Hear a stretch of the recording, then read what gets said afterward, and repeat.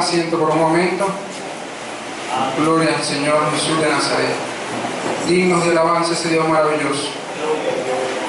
Bendito sea Jesús de Nazaret. Esta noche vimos a adorar a ese Dios y también vimos a escuchar palabra de Dios en esta hermosa oportunidad que Jesucristo nos permite estar aquí para que por medio de la leche y la vianda espiritual podamos seguir adelante en el nombre glorioso de ese Dios maravilloso, y que estaremos preparados para que en el momento que suenen las trompetas de Dios nos vayamos al cielo automáticamente en un abrir y cerrar de ojos. Amén. Gloria a Jesús de Nazaret.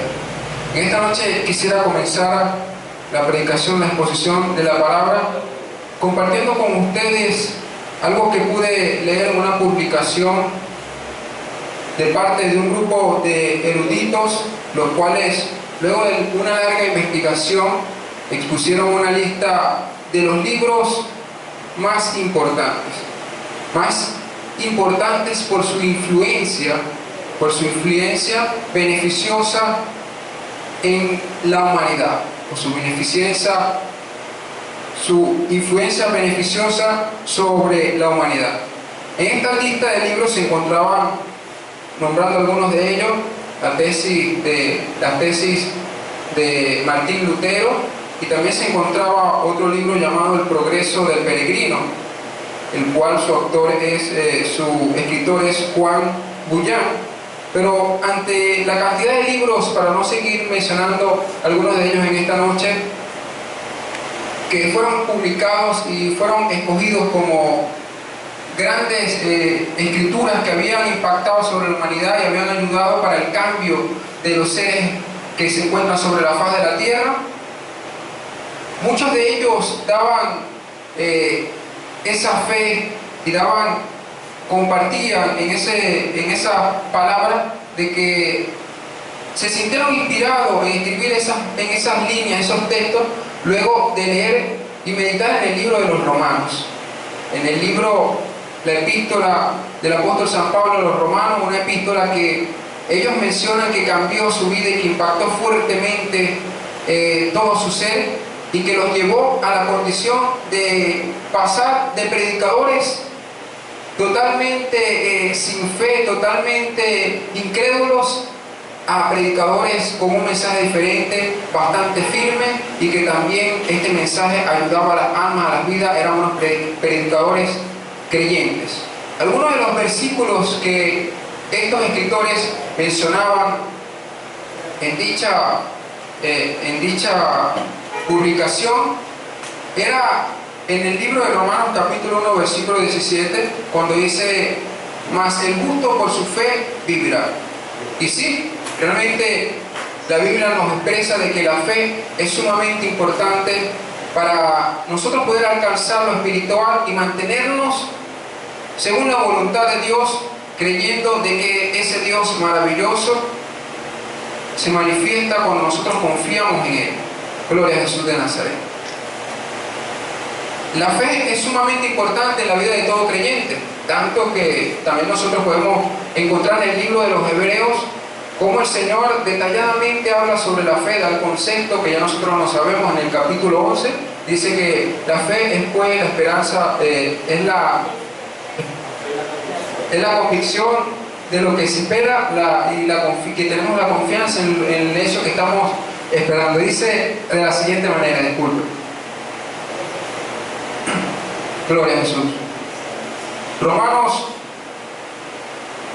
Hebreos 11:1.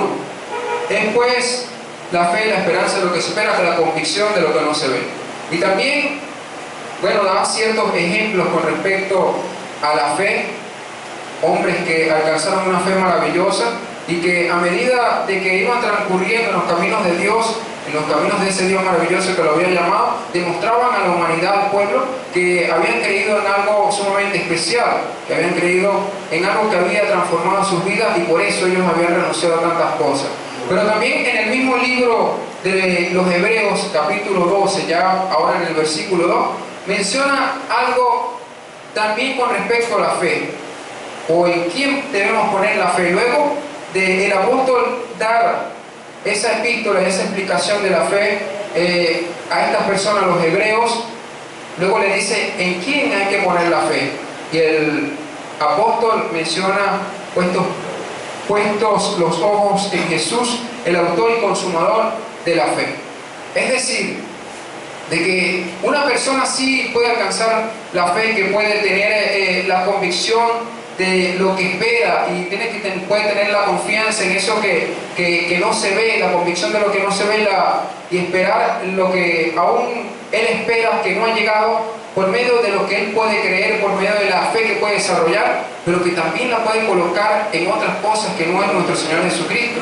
Y realmente sería bastante impactante que nosotros, teniendo una fe, nos desviemos y podamos aún caer en el pecado de la idolatría, apartando la fe de nuestro Señor y Salvador Jesucristo y colocando la fe en otras cosas. Y sí, eso es precisamente lo que en esta noche quiero hablar con ustedes, compartir con ustedes un tema con respecto a la idolatría, y también hablar un poco sobre el pueblo de Dios y cómo puede introducirse la idolatría también en las personas que se encuentran dentro de una congregación o que han creído en el nombre de Jesús de Nazaret. Por esto mismo, yo pido ahora sí que nos estemos ubicando en la Biblia, en el libro de Romanos, el libro que mencionan estos escritores, en el capítulo 1, versículo 21 al 23. Vamos a estar ubicándonos en el libro de los Romanos, capítulo 1, versículo 21 al 23. Gloria a Jesús de Nazaret. Y cuando usted lo tenga allí, cuando ya lo haya conseguido en su Biblia preciosa, que la ha traído para compartir también, para escudriñar en esta noche la palabra de Dios, puede decir un fuerte amén y se coloca sobre sus pies para dar reverencia a esa palabra. Amén. Amén. Gloria a Jesús de Nazaret. Romanos capítulo 1, versículo 21 al 23. Y dice la palabra del Señor de la siguiente manera: pues habiendo conocido a Dios, no le glorificaron como a Dios, ni le dieron gracias, sino que se envanecieron en sus razonamientos, y su necio corazón fue entenebrecido. Profesando ser sabios, se hicieron necios, y cambiaron la gloria del Dios incorruptible en semejanza de imagen de hombre corruptible, de aves, de cuadrúpedos y de reptiles. Gloria a Jesús de Nazaret. Puede tomar asiento en esta noche. Dios pueda bendecirnos cada día más por medio de su palabra, a medida que nosotros nos interesamos en ella. Amén. Gloria a Jesús de Nazaret. Bueno, quisiera comenzar con una pequeña definición de lo que es la idolatría, y tengo por acá que la idolatría en sí denota una falta de conocimiento a Dios y de gratitud hacia el Creador de todo lo visible e invisible, una inclinación de reverencia, culto, adoración, veneración a lo existente. Esto puede ser potestades angélicas, puede ser también animales, seres humanos, o aún mismo capacidades humanas desarrolladas, o que aún Dios le ha permitido tener a cada persona desde su creación, por decirlo de esta manera, o que han nacido con ellas. Son desarrollos que han logrado la persona, o también pueden ser características naturales del creyente como tal. Siendo esta abominación a Jehová, y esto causa también una separación y una enemistad entre Dios y los hombres. Sabemos ciertamente que el pecado separa a Dios de los hombres, o al hombre de Dios, por cuanto Dios siempre está allí, pero somos nosotros los que cometemos la falta, y que a medida de que nosotros desobedecemos la palabra de Dios, actúan muchas cosas en nosotros que posiblemente nos pueden llevar aún hasta, si no recapacitamos, a una muerte espiritual total, y que también podamos llegar a una condenación eterna, lo cual Jesucristo no quiere para el ser humano, sino que quiere, como dice la Biblia, que todos se salvan. No quiere la muerte del que muere, sino la vida eterna en Cristo Jesús. Cuando hablamos de la idolatría, tenemos que mencionar que la idolatría va mucho más allá de lo que nosotros podemos imaginarnos.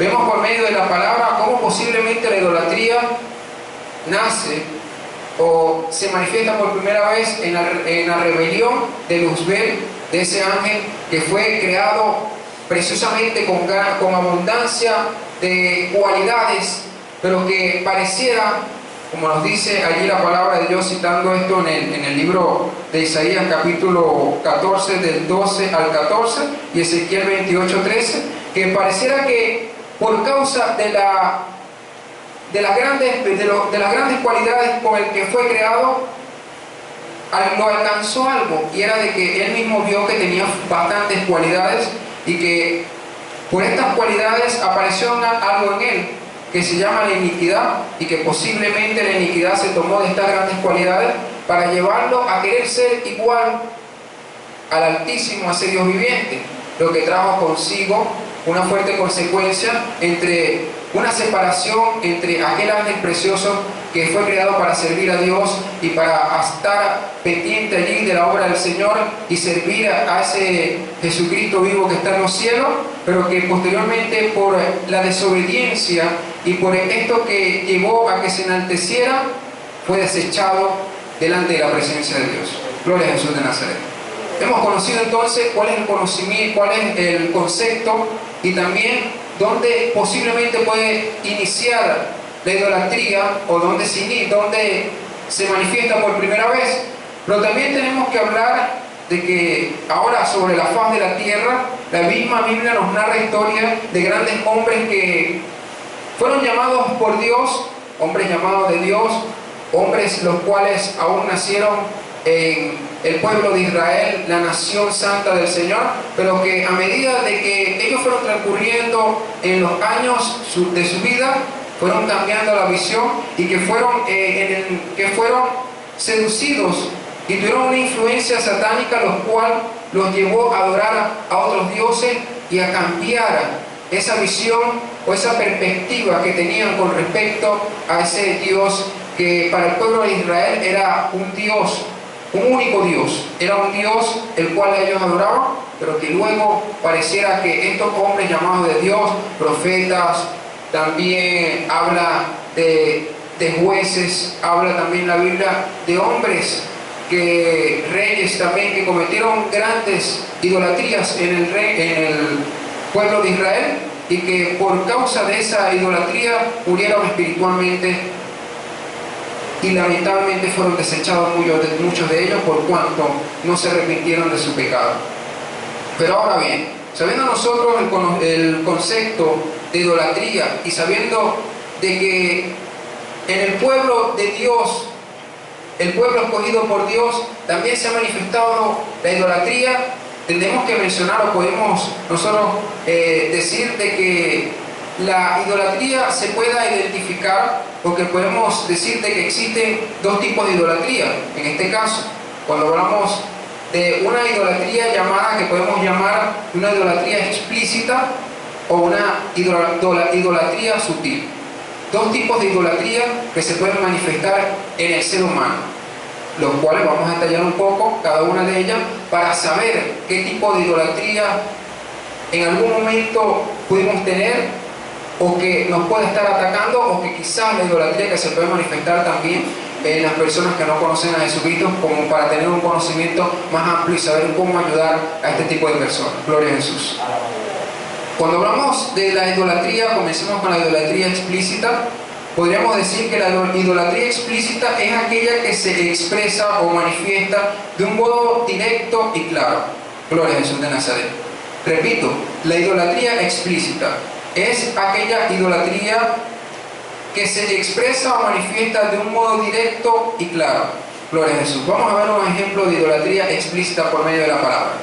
Cuando hablamos de la idolatría, vamos a hablar de la idolatría del pueblo de Israel, y mencionaremos cuando el pueblo de Israel fue llevado a la cautividad de Egipto, y cómo, siendo una nación que creía en un solo Dios, una nación, gloria a Jesús de Nazaret, que era monoteísta, llegó a ser una nación politeísta. Cuando hablamos de monoteísmo y politeísmo, hablamos de que monoteísmo es aquella, por decir así, creencia de las personas que, o vamos a decirlo de otra manera, el monoteísmo es la creencia en un único Dios, un Dios verdadero, que fuera de él no existe otro. Y el politeísmo es aquella creencia en la multitud de dioses divinos que no solamente parte de un solo Dios, sino que hay diversos dioses para cada una de las cosas que nosotros podemos necesitar. Ejemplo, los encontramos en la Biblia cuando las naciones extranjeras, en este caso como Egipto, cuando citamos el cautiverio del pueblo de Israel en Egipto, dice de que ellos fueron llevados a adorar y fueron seducidos, fueron contagiados por aquella nación que acostumbraba a adorar los animales, que acostumbraba a adorar diversos dioses, que no era el Dios de Israel, que no era Jehová, sino que tenían un Dios para el agua, un Dios para el sol, un Dios para la siembra, un Dios para la comida, un Dios para el dinero. Tenían diversos dioses, perdón. Y estos dioses, o esta creencia, esta manifestación, esta contaminación sobre el pueblo de Israel llevó de que nuestro Dios y Salvador, y que también ese Padre que está en el reino de los cielos, se apartara un poco de ellos por cuanto ellos no siguieron los estatutos y los preceptos que habían sido dados desde el principio de parte de Dios para los hombres. Por lo menos cuando hablamos de la teoría del Big Bang, o hablamos de la teoría de la evolución, los científicos dicen de que en la teoría de la evolución el hombre comenzó allá en la era de los cavernícolas y todo esto, y comenzó a adorar siendo en creencia politeísta, en dioses, adorando cantidades de dioses, el dios del sol, el dios del agua y todo eso, y a medida que fue transcurriendo el tiempo, el hombre fue centrándose en adorar un solo Dios. Todo lo contrario a lo que dice la Biblia, por cuanto la Biblia dice de que allá en el huerto del Edén, cuando Dios creó al hombre y a la mujer, les enseñó que era un solo Dios, pero que a medida que ha pasado el tiempo, el hombre ha ido separándose de esa palabra de Dios, separándose de los mandamientos de nuestro Señor, y ha venido adorando algunas cosas, otras cosas que no son nuestro Dios y Salvador. Ejemplo con respecto a, detallando un poco más sobre lo que es la idolatría explícita en el pueblo de Israel. Bueno, tenemos como ejemplo claro en el libro de Éxodo capítulo 14, versículo 21, cuando el pueblo de Israel, saliendo de la cautividad de Egipto, decide adorar o hacer un becerro de oro para darle gracias por cuanto según era él el que los había sacado de la tierra de Egipto. Es decir, de que sabiendo nosotros que la idolatría explícita es aquella que se expresa o manifiesta de un modo directo y claro, ellos estaban dando a entender de que habían confiado más en otras cosas que en el mismo Dios. Cuando también Josué sigue allá con el líder, se queda el pueblo prácticamente bajo el mando de otro hombre, pero que no veló, llevó la idolatría, un pueblo de la idolatría, y se manifestó lamentablemente en ese momento una idolatría explícita, una idolatría que era vista sensiblemente y que todas las personas podían sentir y saber que ese pueblo estaba bajo idolatría y no estaba adorando el verdadero Dios. Gloria a Jesús de Nazaret. Nosotros ahora, bueno, algunos de otros ejemplos es el pecado de Jeroboam, cuando decidió hacer dioses también allí cerca del momento que estaba, en el lugar que estaba, para no trasladarse tan lejos, para así haciendo esculturas de dioses ajenos al pueblo de Israel. Pero ahora en lo que quiero hacer un poco más de énfasis es en la idolatría sutil. Y usted preguntará, ¿por qué en la idolatría sutil? Bueno, porque ya nosotros hemos pasado, o por decir superado la idolatría explícita, ya no adoramos a dioses como de yeso, como algunas personas lo hacen, y que no nos rendimos ni nos postramos ante ellos, pero posiblemente esto que se llama idolatría sutil puede afectar muchas veces nuestras vidas, o puede afectar la vida de la iglesia. ¿Qué queremos decir cuando hablamos de idolatría sutil? Bueno, tenemos que mencionar primeramente de que en el tiempo antiguo el diablo llevó al pueblo de Israel y a las naciones, aquellos que tenían la palabra de Dios, en este caso hablemos del pueblo de Israel nada más, a adorar a imágenes de yeso. Pero que en este tiempo, sabiendo que tienen la alianza del Espíritu Santo y de que ha sido ya puesto más claro lo que es la adoración hacia los yesos, hacia las imágenes, él ahora trama contra el pueblo de Dios una idolatría sutil, una idolatría suave. Y puedo dar interpretación a idolatría sutil como de la siguiente manera. La idolatría sutil es aquella que se expresa bajo un mínimo porcentaje de percepción. La idolatría sutil es aquella que se expresa bajo un mínimo porcentaje de percepción, es decir, algo que no se puede ver tan fácilmente, que cuesta bastante observar de que nosotros nos encontramos bajo idolatría, que posiblemente esté en nosotros pero no nos demos cuenta, porque también puede ser que no tengamos el conocimiento que eso es idolatría, o que en el momento que se manifiesta en nosotros lo tomamos como normal, algo normal, que no es pecado ante Dios. Pero podemos decir que también es todos aquellos actos propios de una persona que son abominables ante ese Dios maravilloso. Gloria a Jesús de Nazaret. Bueno, colocando también unos ejemplos con respecto a la idolatría sutil, quisiera citar allá el libro de Primera de Samuel, Gloria a Jesús de Nazaret. Primera de Samuel, Gloria a Jesús de Nazaret. Primera de Samuel, capítulo 15, vamos a buscarlo acá, donde Samuel le habla algunas cosas a Saúl. Primera de Samuel, capítulo 15, vamos a estar leyendo el versículo 23, que dice de la siguiente manera. Primera de Samuel, capítulo 15, versículo 23. Porque como pecado de adivinación es la rebelión, y como ídolos idolatría la obstinación. Gloria a Jesús de Nazaret. Dejémoslo hasta ahí. Porque como pecado de adivinación es la rebelión, y como ídolo e idolatría es la obstinación. Ok. Entonces quiere decir de que Dios toma este pecado hablemos de obstinación, como la misma gravedad que tiene un pecado de idolatría.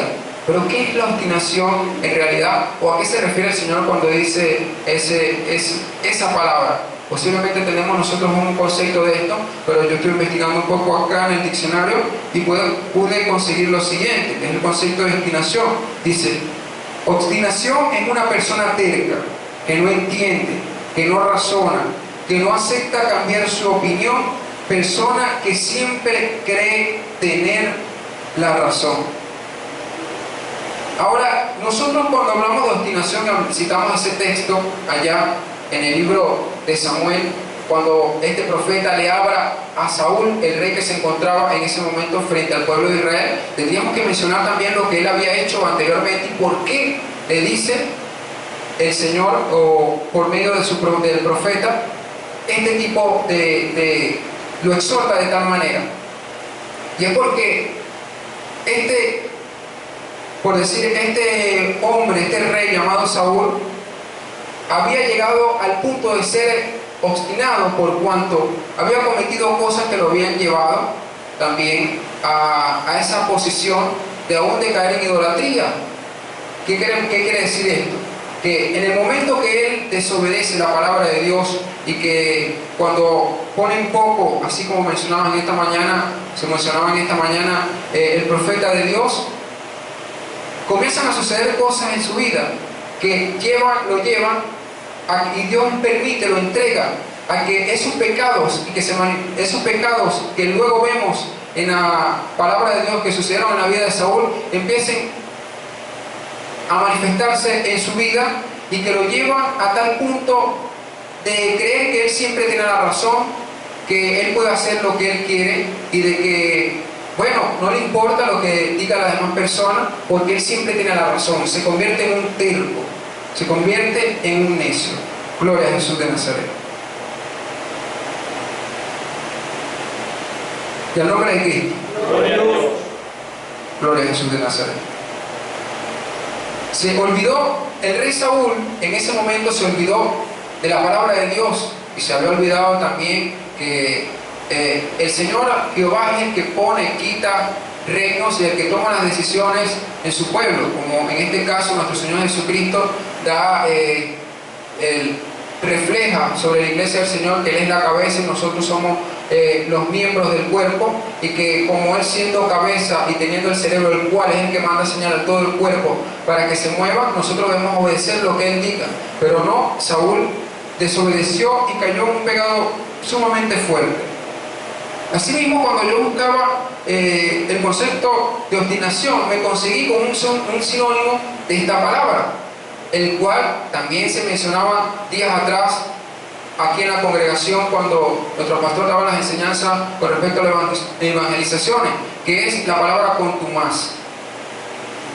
Me decía que contumaz era sinónimo de obstinación, y yo busqué nuevamente por otro lugar el concepto de contumaz, y me decía contumaz es igual a obstinación, y posteriormente decía algunas otras cosas, que dice de la siguiente manera: persona que no retrocede de una decisión sin importar los argumentos razonables en sentido contrario. Persona que no retrocede en su decisión sin importar de que la persona que te está diciendo algo tiene la razón.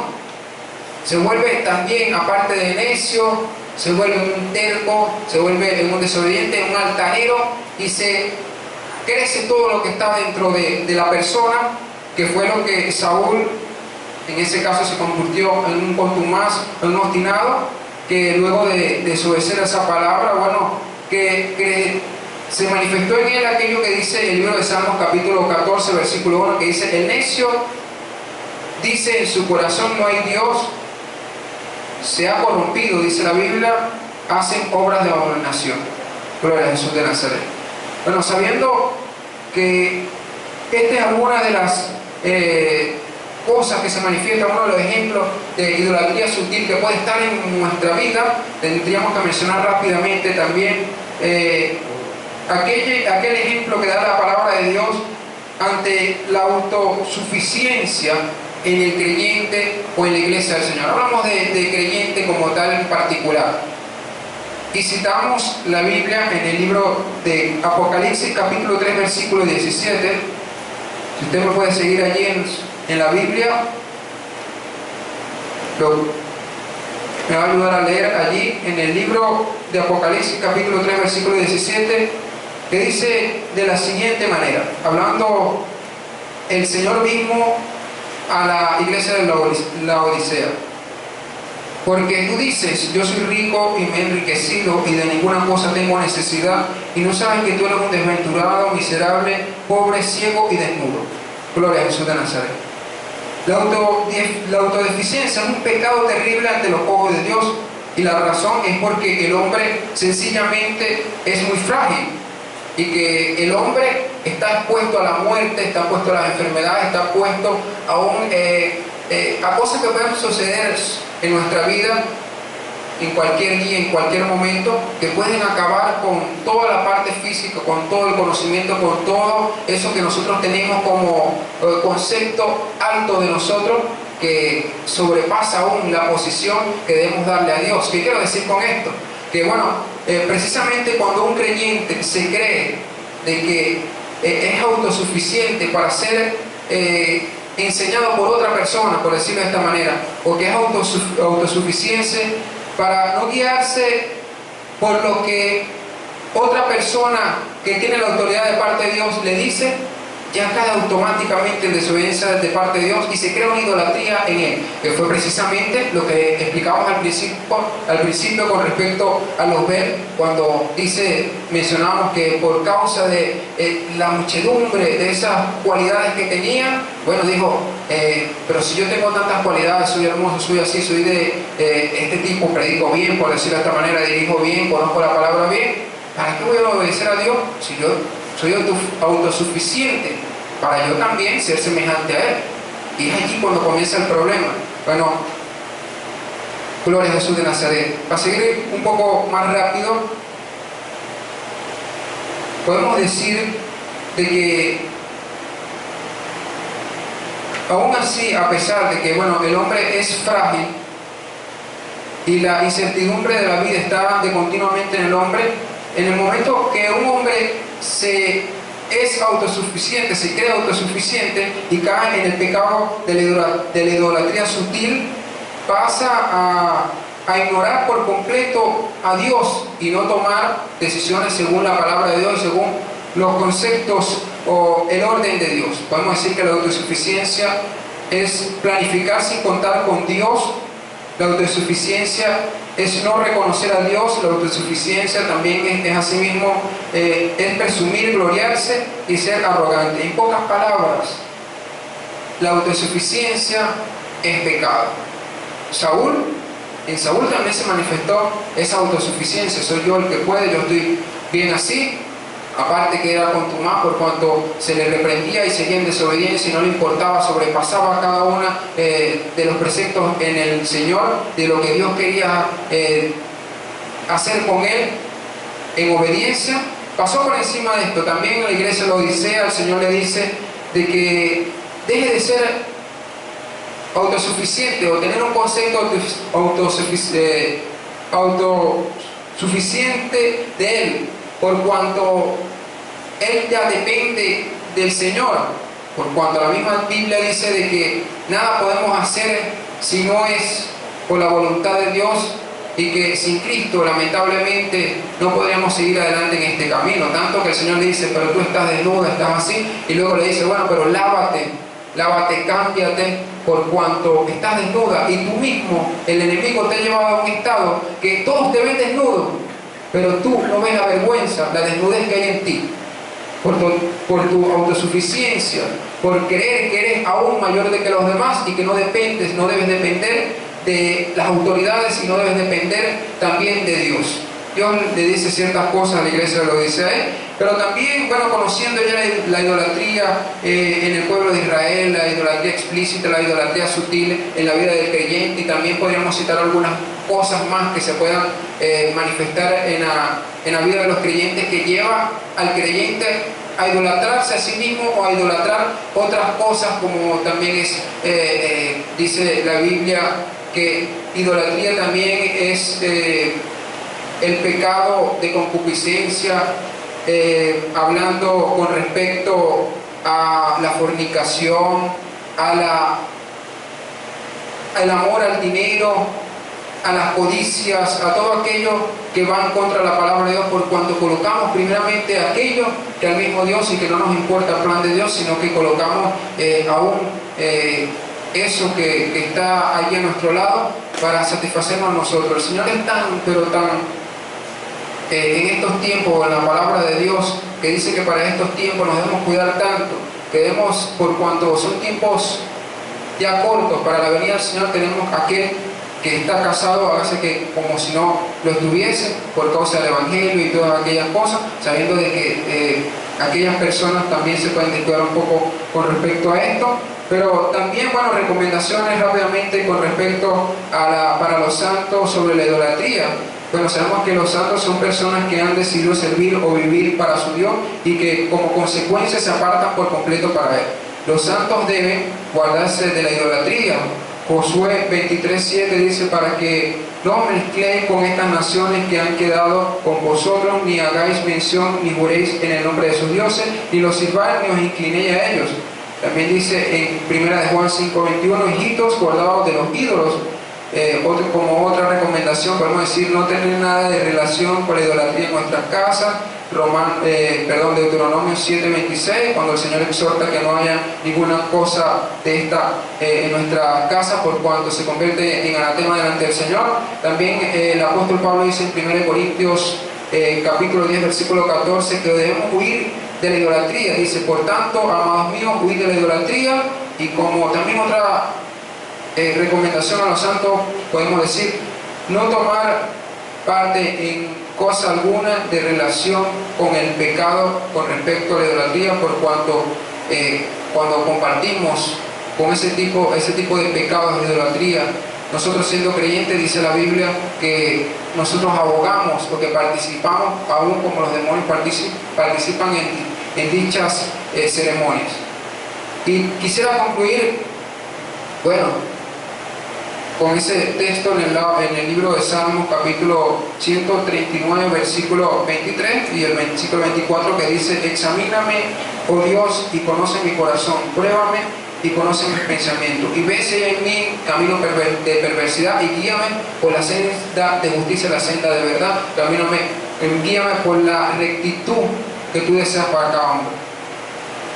Te debería decir en esta noche que, para concluir con este mensaje, ya cada uno de nosotros debería meditar en cada uno de estos conceptos y sacar o escanearnos, por decirlo de esta manera, nosotros mismos, para saber si realmente estamos agradando al Señor o estamos también participando, hemos sido engañados por no tener conocimiento o por no apercibirnos de esta manera, de que vamos a estar en idolatría, sabiendo de que la misma Biblia dice que los idólatras no heredan el reino de los cielos, y que en cualquier momento aparece Jesucristo en las nubes, y que nosotros debemos, en el nombre de Jesús de Nazaret, estar preparados. Por eso invito a que se coloquen rápidamente sobre sus pies en esta noche, para estar dando gracias a Dios por el mensaje, y luego pasaremos a nuestra hermana para que continúe con lo que resta del servicio. Señor amado, en el nombre glorioso de Jesús de Nazaret, te damos la gloria, la honra, la alabanza. Gracias, Señor amado, porque tú has permitido en esta noche hablar, Señor, estas palabras que tú me has dado para este pueblo, Señor mi Dios. Y te pido, Señor amado, que tú nos ayudes a comprender, Señor amado, cada una de las cosas que has querido decir a tu pueblo, a tu nación santa, Señor, escogida para ti, para que anden buenas obras, para que se aparte de idolatría, Dios mío, y que, Señor amado, bueno, nos sigas ayudando, y que solamente he hecho, Dios amado, tengo que reconocer que solamente hago lo que tú me envías a hacer, lo que tú me permites hacer, porque por mí mismo no puedo hacer nada, Señor, siendo siervo inútil. En el nombre de Jesús te damos gracias. Amén.